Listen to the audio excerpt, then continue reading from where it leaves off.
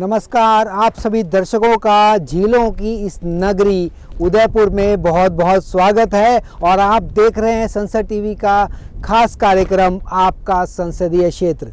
और इस कार्यक्रम में हमारे साथ बेहद ही खास मेहमान मौजूद हैं। हमारे साथ मौजूद हैं इस लोकसभा क्षेत्र से सांसद मन्ना लाल रावत जी। मन्ना जी, आपका संसद टीवी पर बहुत बहुत स्वागत है जी। नमस्कार। इस बातचीत के सिलसिले को आगे बढ़ाएं उससे पहले एक देख लेते हैं उदयपुर से जुड़ी हमारी ये रिपोर्ट।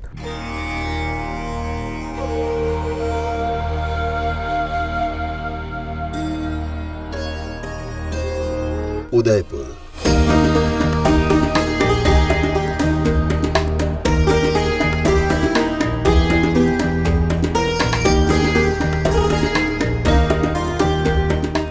राजस्थान का एक प्रसिद्ध पर्यटन स्थल है जो अपने इतिहास, संस्कृति और अपने आकर्षक स्थलों के लिए जाना जाता है।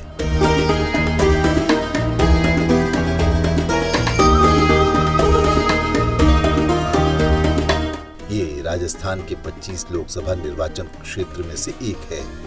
इसे सन 1559 में महाराणा उदय सिंह ने स्थापित किया था। अपनी झीलों के कारण यह शहर झीलों की नगरी के नाम से भी जाना जाता है।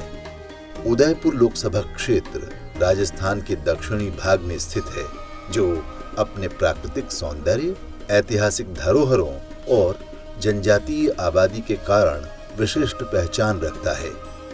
उदयपुर संसदीय क्षेत्र अनुसूचित जनजाति के लिए आरक्षित है।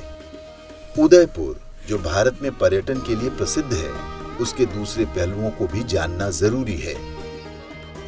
उदयपुर लोकसभा क्षेत्र राजस्थान की संस्कृति, ऐतिहासिक और भौगोलिक विविधता का प्रतीक है।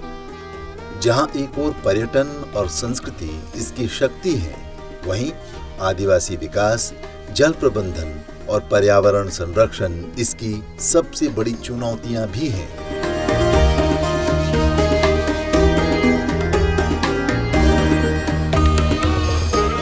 उदयपुर संसदीय क्षेत्र की अगर बात करें तो यहाँ आबादी का ज्यादा हिस्सा जनजातीय समुदाय से आता है, जहाँ शिक्षा, स्वास्थ्य और रोजगार जैसी चुनौतियां हैं। उदयपुर संसदीय क्षेत्र अनुसूचित जाति के लिए आरक्षित सीट है। उदयपुर लोकसभा क्षेत्र में कुल 8 विधानसभा क्षेत्र आते हैं, जिनमें अधिकांश जनजातियों के लिए आरक्षित हैं। गोगुंदा, झाडोल, खेरवाड़ा, उदयपुर ग्रामीण, उदयपुर, सलूम्बर, धैर्यावद, आसपुर। वहीं अगर उदयपुर जिले की बात करें तो कुल क्षेत्रफल 11,724 वर्ग किलोमीटर है। यहाँ की जनसंख्या करीब 31 लाख है। वहीं लिंग अनुपात की बात करें तो यहाँ प्रति 1000 पुरुषों के अनुपात में 958 महिलाएं हैं। वहीं उदयपुर की साक्षरता दर 61.82% है।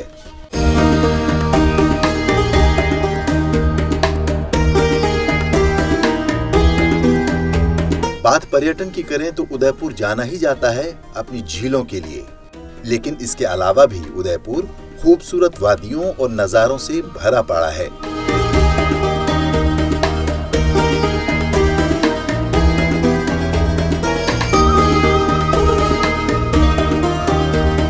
उदयपुर के प्रमुख पर्यटन स्थलों की बात करें तो वो हैं पिछोला झील के किनारे स्थित भव्य महल सिटी पैलेस। पिछोला लेक एक कृत्रिम झील है जो उदयपुर की पहचान है। नौका विहार और सुंदर दृश्यों के लिए प्रसिद्ध फतेह सागर झील, पहाड़ी पर स्थित राजसी भवन सज्जनगढ़ पैलेस, जिसे अब मॉनसून पैलेस के नाम से जाना जाता है। धार्मिक और ऐतिहासिक महत्व के लिए प्रसिद्ध जग मंदिर, पारंपरिक वस्त्रों और प्रदर्शनियों का केंद्र बागौर की हवेली,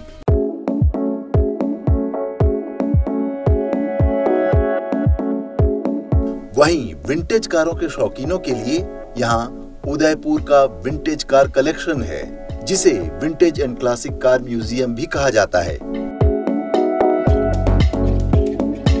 उदयपुर के शाही परिवार की ऐतिहासिक कारों का एक शानदार संग्रह है। ये संग्रहालय शहर के केंद्र में स्थित है और इसमें दुनिया के बड़े ब्रांडों की गाड़ियां शामिल हैं।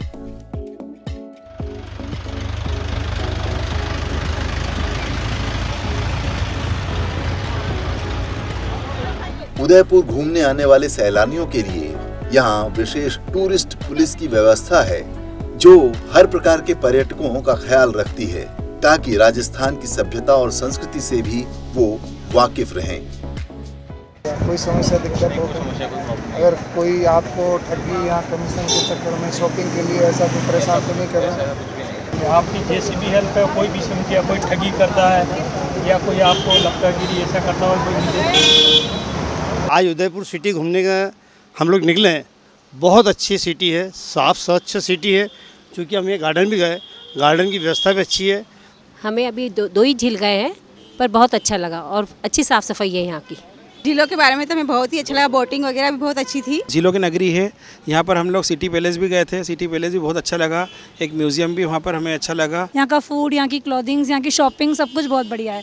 और पहले भी मैं उदयपुर विजिट की हूँ और इस बार रिपीट आई हूँ मैं यहाँ पर, और मुझे लगता है कि हर साल यहाँ पर आते रहना चाहिए। बच्चों के लिए बहुत ही अच्छा है जगह घूमने के लिए, सभी झीलें वगैरह और म्यूजियम वगैरह बहुत अच्छे हैं। बहुत ही अच्छा लगा, वहाँ की क्लीनिंग, साफ सफाई इतनी अच्छी थी कि वाकई में देखने में लगा कि उदयपुर बहुत ही ब्यूटीफुल सिटी है।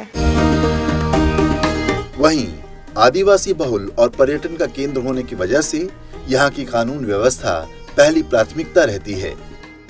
उदयपुर के वर्तमान पुलिस अधीक्षक भी सांसदों के सुझावों और पर्यटकों की सुरक्षा को प्राथमिकता में रखते हैं।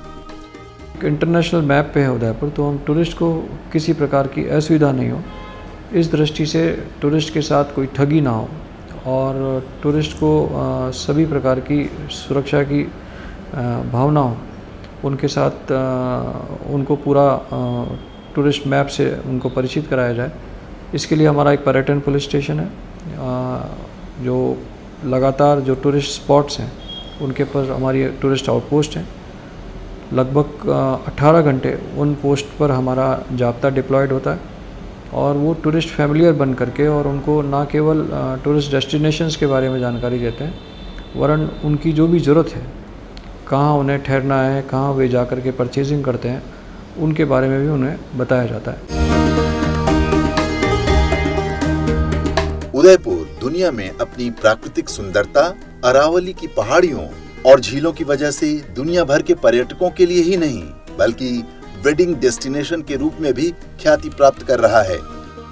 उदयपुर देश के उन चुनिंदा पर्यटक स्थलों में आता है जहां साल भर पर्यटकों का आना जाना लगा रहता है। आज उदयपुर विश्व प्रसिद्ध वेडिंग डेस्टिनेशन बन गया है। कहीं न कहीं यहाँ की खूबसूरती, यहाँ की झीलें, यहाँ की अरावली की वादियाँ उनकी खूबसूरती खींचती है। वर्तमान में उदयपुर में पर्यटन अच्छा चल रहा है, फिर भी हमें लगता है कि और भी अपार संभावना है यहाँ पे। पर्यटक जो आने का सीजन है उनका भी जैसे बारिश शुरू होने से लेके फिर 31 का, दीपावली का पूरा साल चलता है। फ्राइडे, सैटरडे, संडे, वीकेंड 3 दिन चलते हैं सर्वे से। बाकी ओकेशन जैसे कोई भी त्यौहार आता है या किसी भी तरीके की छुट्टी होती है तो उस दिन यहाँ ज़्यादा भीड़ लगती है। उदयपुर जहां पर्यटकों की पसंदीदा जगहों में से एक है, तो वहीं इस संसदीय क्षेत्र की अपनी कुछ चुनौतियां भी हैं और इन्हीं चुनौतियों का सामना करते हुए विकसित भारत, विकसित मेवाड़ के लक्ष्य को हासिल करने में स्थानीय सांसद मन्ना लाल रावत लगातार प्रयासरत हैं। मन्ना लाल जी रावत साहब जैसे सांसद बनते से उन्होंने सबसे पहले महिला आम सभा, जो अक्सर हम देखने को मिलता है कहीं होती ही नहीं है, वहाँ पर महिलाओं की सुनवाई, जो भी समस्या है वो सुनी जाती है और प्रायोरिटी पे रहते हैं। माही का जो पानी है 8000 करोड़ रुपए की परियोजना, वो भी माननीय सांसद महोदय के अथक प्रयास से उसकी भी स्वीकृति जारी हुई। उदयपुर राजस्थान की प्रमुख जनजातीय लोकसभा सीटों में से एक है। यहाँ आदिवासी अधिकार, विकास, जल और पर्यावरण संरक्षण जैसे मुद्दे चुनावों में अहम भूमिका निभाते हैं। यही कारण है इस क्षेत्र को 2024 में डॉक्टर मन्ना लाल रावत के रूप में ऐसा सांसद मिला है जिनकी इन विषयों पर गहरी पकड़ है और शासन प्रशासन का लंबा अनुभव। तो आपने देखी उदयपुर संसदीय क्षेत्र से जुड़ी हमारी ये रिपोर्ट। अब डालते हैं एक नज़र डॉक्टर मन्ना लाल रावत के राजनीतिक सफर पर। अहम मन्ना लाल रावत यह लोकसभायाः सदस्यत्वेन निर्वाचितः।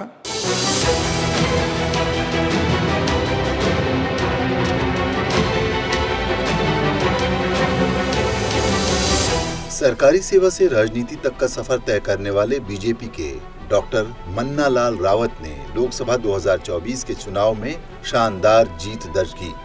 डॉक्टर मन्नालाल रावत को उदयपुर की जनता ने 2 लाख से ज्यादा मतों से विजयी बनाया। उदयपुर संसदीय क्षेत्र में कुल मतदाता करीब 15 लाख हैं, जिसमें से डॉक्टर मन्नालाल रावत को 7,38,000 के करीब वोट मिले। वहीं दूसरे नंबर पर कांग्रेस के ताराचंद को 4,70,000 के करीब वोट मिले। इस तरह मन्नालाल रावत ने राजनीति में अपरिचित चेहरा होने के बावजूद उदयपुर की जनता का दिल जीता। उदयपुर सीट से बीजेपी ने मन्नालाल रावत को नए चेहरे के तौर पर मैदान में उतारा था। 2 बार से इस सीट पर लगातार बीजेपी का ही दबदबा रहा है। डॉक्टर मन्नालाल रावत के पहले 2014 और 2019 में अर्जुन लाल मीणा ने जीत दर्ज की थी। डॉक्टर मन्नालाल रावत अपर परिवहन आयुक्त के तौर पर सरकारी सेवाएं दे चुके हैं। 52 साल के डॉक्टर मन्नालाल रावत एक साफ सुथरी छवि रखने वाले नेता हैं। नौकरी के दौरान उन्होंने आदिवासी समाज और आदिवासी क्षेत्र में अपनी मजबूत पकड़ बनाई। आदिवासी समाज भी उन्हें काफी सपोर्ट करता है। भारतीय जनता पार्टी ने उदयपुर सीट पर इसी दांव पेच को समझकर उन्हें इस सीट से अपना नुमाइंदा बनाया। ये उदयपुर के अंदर मंडल है और हमारे यहाँ पे 99% हम जनजाति समाज के लोग रहते हैं। हमारी जो प्रथाएं हैं, कुरीतियाँ हैं, उनको समाप्त करने के लिए भी अभी ये प्रयास कर रहे हैं और हम सारे लोग इनके साथ में कंधे से कंधा मिला के काम कर रहे हैं। सांसद साहब ने बहुत अच्छे कार्य किए हैं महिलाओं के उत्थान के लिए और जनजातीय क्षेत्र के लिए। जैसा कि हमें पता है कि जनजातीय क्षेत्र हमारा जो है, जनजातीय क्षेत्र की महिलाओं के उत्थान के लिए और जनजातीय क्षेत्र के पुरुष के उत्थान के लिए निरंतर रूप से वो लगे हुए हैं। एक अधिकारी रहते हुए भी जितना काम किया, जब भी इनको मौका मिला, जो भी मौका मिला, उस समय जब ये जोधपुर थे, जिस समय इनके पास सिर्फ एक जो परिवहन विभाग से के जो कोर्ट के मसले थे उनको देखना था, फिर भी इन्होंने उस समय वहाँ रहते हुए आदिवासियों के लिए बहुत काम किया। उदयपुर शहर हो या यहाँ का ग्रामीण अंचल, सभी उनके काम की खूब प्रशंसा करते हैं। स्थानीय नागरिक उनके द्वारा किए जा रहे विकास कार्यों से बेहद खुश हैं और उनकी सोच और काम करने के तरीके को काफी पसंद करते हैं।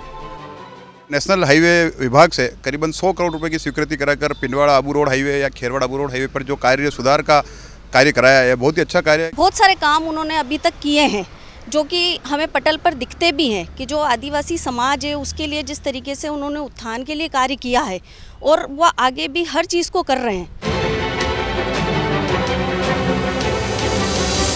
उदयपुर संसदीय क्षेत्र की बात करें तो यहाँ के विकास को लेकर उनकी तत्परता किसी से छिपी नहीं है। इस बात की तस्दीक स्थानीय अधिकारी भी करते हैं और क्षेत्र के विकास में उनके कार्यों को प्राथमिकता के साथ जमीन पर उतारते हैं। ट्राइबल ओरिएंटेड स्कीम्स, उन सब पे बहुत फोकस है। तो अगर ट्राइबल एरिया की बात करें तो TAD जो हमारा ट्राइबल एरिया डेवलपमेंट करके एक पूरा विभाग है, उसके माध्यम से बहुत योजनाएं चलती है। भारत सरकार की भी धरती आभा योजना है जो विशेष रूप से जो ट्राइबल बेल्ट से उनके लिए है। 17 विभागों की बहुत सारी स्कीम्स को कन्वर्ज करके और अगले 5 साल में सारी योजनाओं का सैचुरेशन हो, इसका एक वृहद प्लान बना है। इसके अलावा क्योंकि यहाँ माइनिंग भी काफ़ी है इस पूरे क्षेत्र में, तो यहाँ हमारे पास जो DMFT एक मद है भारत सरकार का, तो जो डिस्ट्रिक्ट मिनरल फंड है उसके अंतर्गत भी काफ़ी हमारे पास राशि उपलब्ध रहती है और उससे भी बहुत सारे काम विकास के कराए जाते हैं। वहीं मन्नालाल रावत की छवि का असर ऐसा है कि राजस्थान के मंत्री और सांसद भी खुले दिल से उनकी तारीफ करते हैं। वो जानते हैं कि जो काम मन्नालाल रावत कर रहे हैं वो कितना महत्वपूर्ण है और बुनियादी समस्याओं को खत्म करने में उसकी क्या अहमियत है। मेवाड़ और राजस्थान के हितों के लिए जो आवाज़ उठाई है सराहनीय है।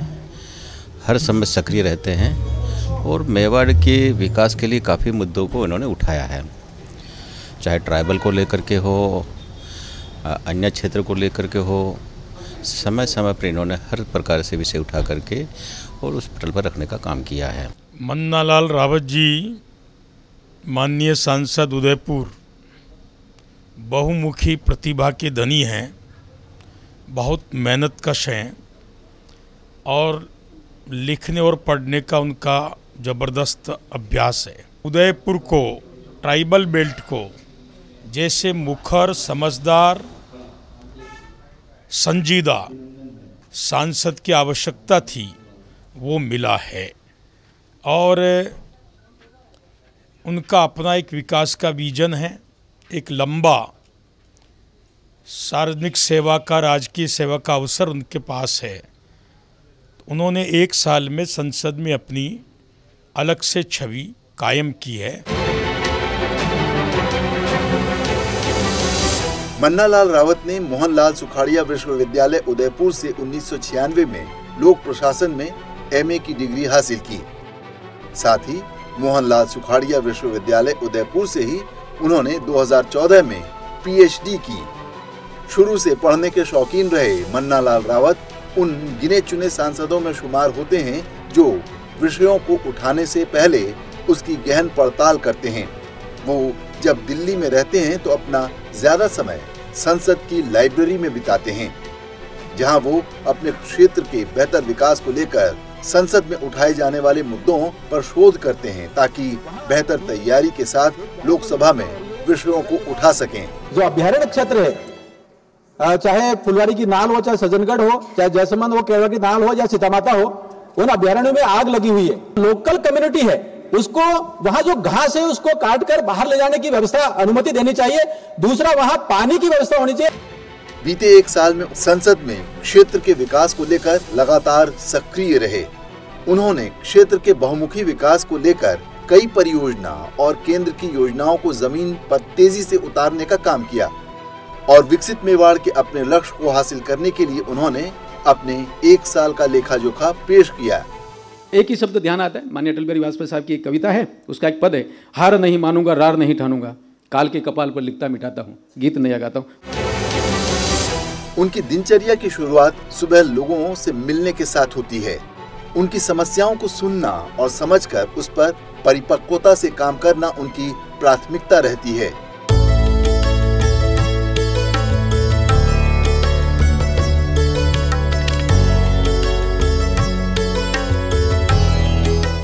वो परिवार को भी पूरा समय देने की कोशिश करते हैं, लेकिन अपने व्यस्त कार्यक्रम के बीच परिवार के लिए उपयुक्त समय की कमी अक्सर रह जाती है।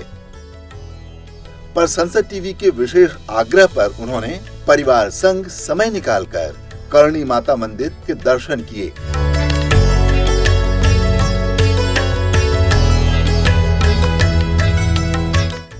मन्नालाल रावत सांसद के तौर पर अपने कर्तव्य का निर्वाह तो करते ही हैं, साथ ही उनकी कोशिश संतुलन बिठाने की रहती है ताकि क्षेत्र और परिवार दोनों के बीच सामंजस्य बैठा रहे।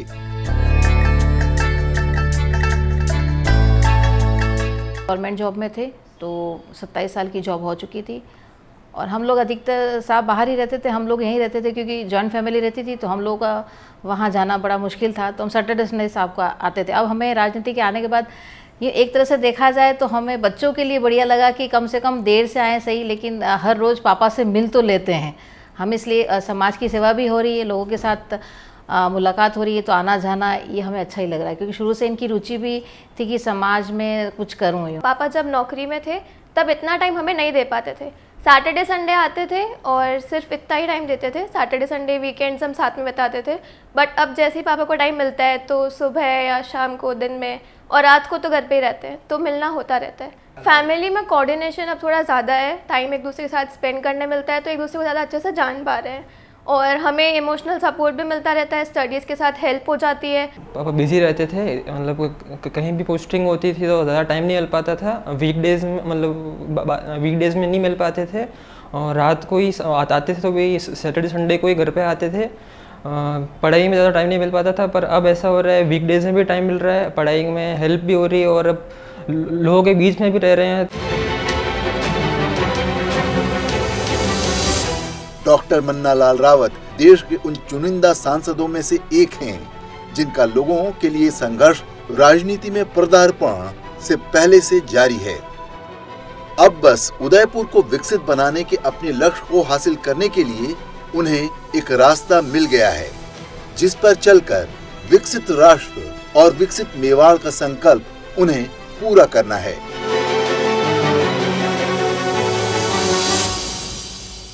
तो आपने देखा डॉक्टर मन्ना लाल रावत के इस राजनीतिक सफ़र के बारे में जाना। अब बात करते हैं डॉक्टर मन्ना लाल रावत जी से। सर, पहला सवाल, आप एक सिविल सर्वेंट रहे, लोगों के बीच में आपने काम किया, सरकारों के साथ मिलकर आपने काम किया, जनजातियों के बीच में भी आपने काम किया, ऐसे में राजनीति में आने का ये मोड़ कैसे आया? देखिए, लगभग 26 साल राजकीय सेवा में काम किया, बहुत करीब से देखा कि गवर्नेंस क्या है और गवर्नेंस की पॉलिसीज़ क्या हैं, लोगों की समस्याएं क्या हैं, इस बात को समझने में आनंद आया। लेकिन उसके साथ ही साथ समाज सेवा का एक क्रम भी चल रहा था। वो जो क्रम था वो हमारा बहुत कीमती था। उस दौरान क्षेत्र की समस्याएं, क्षेत्र के लोगों के बीच में उनका मनोविज्ञान समझना, ये सारी महत्वपूर्ण था। मुझे लगता है कि जो समाज सेवा का जो भाव था वही राजनीतिक क्षेत्र में आने में सहायक रहा। अगर हम बात करें आपके राजनीतिक सफ़र की, बीता 1 साल बतौर सांसद आपने कैसे बिताया? क्या आपकी प्राथमिकताएं इस दौरान रही हैं? किन क्षेत्रों पे आपने सबसे पहले काम किया और आने वाले 4 साल किन क्षेत्रों को लेकर आप आगे बढ़ेंगे? कि कौन सी आपकी प्राथमिकताएं इस दौरान रहेंगी? देखिए, जब क्षेत्र की समस्याओं के बारे में बात करें तो सबसे पहले पानी बहुत कीमती नज़र आता है। बिन पानी सब सून ऐसा नज़र आता है। बरसात खूब होती है लेकिन पानी बह के समुद्र में चला जाता है। उसको रोकने का एक प्रकल्प एकदम ध्यान में आया कि हाँ, इस पर कुछ न कुछ हो सकता है। हमने प्रयास किया और जाखम का पानी जैसलमेर के साथ जोड़ने का एक क्रम, हमने उसकी फाइलें देखी, टटोला, माननीय मुख्यमंत्री जी से बात की और केंद्र के मंत्रालयों से जब बात की तो एक रास्ता निकला। बजट में उस विषय को लिया और करीब 7,300 करोड़ का बजट उसमें सैंक्शन हुआ है। ऐसे ब्लैक स्पॉट करेक्शन का करीब 100 करोड़ रुपया उसमें हम लोग लाए। और आप देखेंगे कुछ क्षेत्र के विषय और भी थे। जाखम नदी के जो नहरें हैं उसके टेल पर कुछ विषय हैं, वहाँ 65 करोड़ के हमने 3 एनिकेट लाए। ऐसे बहुत सारे विषयों को जोड़ते गए, पहचानते गए और धीरे धीरे ये यात्रा आगे बढ़ी। जी, अगर हम बात करें आने वाले 5 सालों की, आप किन किन योजनाओं को लेके आप आगे बढ़ रहे हैं? साथ ही अगर हम बात करें पर्यटन की और साथ ही हम बात करें ट्राइबल यानी टूरिज़्म एंड ट्राइबल, इस क्षेत्र की बुनियादी ज़रूरतें भी कहें और वहीं कहीं ना कहीं चुनौतियाँ भी, ये दोनों ही हैं। शहरी इलाका पर्यटन पर निर्भर है, उससे बाहर का इलाका ट्राइबल है। तो आप इन दोनों के गठजोड़ को आप कैसे देखते हैं? इन दोनों ही क्षेत्र में आप किस तरह से आगे बढ़ रहे हैं? आपने बहुत महत्वपूर्ण बात कही है। यहाँ जो टूरिज़्म है उसके साथ में ट्राइबल, और ध्यान में आता है कि ईस्ट वेस्ट कॉरिडोर और स्वर्णिम चतुर्भुज दोनों यहाँ क्रॉस होते हैं, तो ट्रांसपोर्टेशन का जो कनेक्टिविटी है वो भी काफ़ी अच्छी है। तो इन तीनों बातों को जब देखा तो विषय तेज़ी से समझ में आए। हम कोशिश की है कि यहाँ महाराणा प्रताप के जीवन से संबंधित जो स्थान है वो राष्ट्रीय उसमें पहचान पर आए, यहाँ तक कि ग्लोबल लेवल पर भी वो पहचान के स्थान आ सकते हैं। उनको देखा है। विलेज टूरिज्म का बहुत स्कोप है जिसमें ग्रामीण जन के रोजगार की भी अपार संभावना नजर आती है। ट्रैवल के कुछ इश्यूज हैं, फॉरेस्ट राइट एक्ट है, पैसा कानून है, इसके साथ ही साथ कैपेसिटी बिल्डिंग को लेकर कुछ इश्यूज हैं। उन विषयों को आगे बढ़ाया, यहाँ तक कि हमने सलुम्बर में कैसे नवोदय विद्यालय, मेडिकल कॉलेज आए और ये सारे विषयों को धीरे धीरे आगे बढ़ाया। जनजातीय क्षेत्र की समस्याओं का समाधान करने के लिए हमने एक संसदीय संकुल बनाए, तो उसमें जो रोजगार को लेकर पलायन हो रहा है उसको कैसे लोगों को अपने ही गांव में, अपने क्षेत्र में रोजगार मिले, उसका हमने एक प्रयास किया है। करीब 39 गांव उसमें लिए हैं, उस पर तेजी से काम हो रहा है। 60% से ज़्यादा आबादी ट्राइबल क्षेत्र से आती है, उनको शिक्षित करना, उनके स्वास्थ्य की बेहतर सुविधाएं मुहैया कराना, उसको लेकर आपकी क्या योजनाएं हैं? शिक्षा को लेकर हमने जनजाति केंद्रीय विश्वविद्यालय कैसे आ सकता है उसको प्रयास किए। नवोदय विद्यालय नया जिला बनाया सलुम्बर, वहाँ कैसे आ सकता है, मेडिकल कॉलेज कैसे आ सकता है, ये बात तो कर ही रहे हैं। साथ ही साथ एकलव्य रेजिडेंशियल मॉडल स्कूल आए, उनमें कैसे व्यवस्थाएं और आगे बढ़े। माननीय नरेंद्र भाई मोदी जी का एक ड्रीम प्रोजेक्ट है एकलव्य स्कूल, तो वो 10 स्कूल हैं, उसमें सुविधाओं को आगे बढ़ाने के लिए, उसको ठीक करने के लिए हम काम कर रहे हैं। इसके साथ ही साथ केंद्र की PM श्री योजना है, उसको भी जहाँ जहाँ भी स्कूलों में हम लोग बढ़ा सकते हैं वो कर रहे हैं। राजस्थान की बात करें या उदयपुर की बात करें तो कौन से ऐसे विषय हैं जो संसद में आपने प्राथमिकता से उठाए हैं और आने वाले वक्त में आप उन्हें उठाएंगे? एक बहुत महत्वपूर्ण विषय तो समाधान की तरफ हो गया, बहुत तेजी से आगे बढ़ा। वक्फ संशोधन अधिनियम जब आया तो उसमें हमने प्रयास किया था कि जो शेड्यूल्ड एरिया है उसमें ST की जो भूमि है वो कभी वक्फ नहीं हो सकती, उसको जो सामान्य कानून वो भी अलाउ नहीं करते, संविधान भी अलाउ नहीं करता, आजीविका का बहुत महत्वपूर्ण साधन है। इस विषय को जब हमने आगे बढ़ाया और एकदम क्रमशः वो माननीय अमित भाई तक ले गए, तो उसके बाद आपने देखा कि जो वक्फ संशोधन अधिनियम है उसमें ये प्रावधान आया कि ST की जमीन शेड्यूल एरिया में कभी भी वक्फ घोषित नहीं हो सकती। लेकिन एक बड़ा विषय है, मुझे लगता है अभी भी उसमें कानूनी समाधान होना चाहिए। आपने देखा होगा कि संविधान में अनुच्छेद 341 है वो एससी को परिभाषित करता है। जब एससी को परिभाषित करता है तो वो ये कहता है कि जो धर्मांतरित होकर इस्लाम या ईसाई में चले गए तो वो एससी नहीं कहलाएंगे, लेकिन एसटी में ये विसंगति रह गई। आज भी धर्मांतरित व्यक्ति माइनॉरिटी के साथ साथ में एसटी भी कहलाता है। तो ऐसा ध्यान में आया, कुछ रिपोर्ट्स भी हैं वो ये बताती हैं कि आदिवासियों का पिछड़ापन का एक बड़ा कारण ये भी है कि जो ग्रांट इन एड, जो स्कॉलरशिप और जो जितना विकास का फंड आता है वो धर्मांतरित लोग लेके जाते रहे हैं, और इसका बहुत बड़ा माइनस पॉइंट ये रहा है कि जनजातियों का विकास नहीं हुआ। इसकी तरफ संसद को एक कानून बनाना चाहिए, उसके लिए हम प्रयास कर रहे हैं। इसको डिलिस्टिंग मूवमेंट को लेकर आप देखेंगे भारत भर की करीब 720 जनजातियां आंदोलन भी कर रही हैं। ये निश्चित रूप से समाज का विषय, राष्ट्र का विषय, जो न्याय चाहते हैं उनका विषय। मुझे लगता है नरेंद्र भाई मोदी जी की सरकार में ये विषय आएगा जरूर, लेकिन हम प्रयास कर रहे हैं ये तेजी से आए। वर्तमान में बीते एक साल में आपने जीवन शैली में क्या फ़र्क पाया है? परिवार की भूमिका की यहाँ मैं स्पष्ट तौर पर बात करूँ तो क्या बदलाव आपने महसूस किए हैं परिवार में, और राजनीतिक परिवार जो आपकी क्षेत्र की जनता है उसके बीच में आप तालमेल कैसे बिठाते हैं और किस तरह से दोनों को साथ लेके चल रहे हैं? बहुत महत्वपूर्ण बदलाव आया है। वो बदलाव ये आया है कि पहले परिवार छोटा था, परिवार बहुत बड़ा हुआ है। सारे लोगों की समस्याएं हैं, बातें हैं, उनको सुनना है, उनको समाधान करना है। हम तेज़ी से प्रयास कर रहे हैं, जन सुनवाई के माध्यम से, कार्यालय में सुनवाई के माध्यम से, जब क्षेत्र में जाते हैं तो उनको माध्यम से लोग लगातार समस्याओं को समझ रहे हैं, उनका समाधान की तरफ तेज़ी से आगे बढ़ रहे हैं। और जो पॉलिसी मेकर्स हैं और जो गवर्नेंस के टॉप पर पॉलिटिकल लीडर्स हैं उनके साथ जब बात करते हैं तो बहुत पॉजिटिव रेस्पॉन्स आता है। मुझे लगता है ये जो बदलाव है और ये बदलाव की यात्रा है ये जनता की सेवा करने का एक बड़ा अवसर है और इस अवसर का पूरा आनंद उठा रहे हैं। वहीं परिवार की भूमिका की बात करें तो परिवार का सहयोग कैसा रहा है, किन बदलावों से वो गुजरे हैं, तो उन बदलावों को आपने कैसे दिया और किस तरह से उनका सपोर्ट आपको लगातार मिलता रहा? पूरा सपोर्ट मिला है। बस ये कि जब टिकट मिला था और यात्रा शुरू की तो पिताजी ने एक प्रश्न किया था कि ये क्या नया काम पकड़ लिया। तो जब मैंने उनको लॉजिकल बात कही कि संगठन का आदेश है और नरेंद्र भाई मोदी जी के वहाँ से निर्देश आया कि चुनाव लड़ना है और उसके बाद इस भूमिका में आना है, तो फिर उन्होंने कुछ नहीं कहा। और लेकिन आज वो जब भी कहते हैं तो कुछ ऐसी बातें जो उनके अनुभव के आधार पर आई, वो सरपंच रहे हैं तो उन्होंने कैसे देखा है उस बात को, तो वो कहते हैं कि चीज़ें सुनना है, बैलेंस बिठाना है और लगातार लोगों के लिए काम करोगे तो फिर लंबा चलोगे, ऐसा वो काम करते हैं। और मुझे लगता है उनका ये अनुभव है मेरे लिए बहुत कीमती है। लेकिन परिवार की बात करें तो धर्मपत्नी पूरी तरह से इस बात को समझा है कि ये भूमिका है और भूमिका में बहुत सारी चीज़ें जिसमें लगातार ट्रैवलिंग भी होता है, लगातार लोगों को सुनना है, तो वो अपनेपन के साथ में सपोर्ट करते हैं। और मुझे लगता है ये एकदम सकारात्मक भाव रहा है, कहीं पर भी कोई रुकावट या बाधा ऐसा विषय नहीं रहा। सर, संसद टीवी से बात करने के लिए आपका बहुत बहुत धन्यवाद। धन्यवाद साहब, यात्रा जारी रहे। धन्यवाद सर। तो ये थे डॉक्टर मन्नालाल रावत जी, जिन्होंने अपने विजन को लेकर बड़ी स्पष्टता से सारी बातें रखी।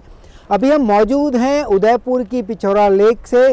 संसद टीवी के लिए कैमरामैन महावीर सिंह के साथ और कैमरा असिस्टेंट संदीप सिंह के साथ सुरेंद्र कुमार।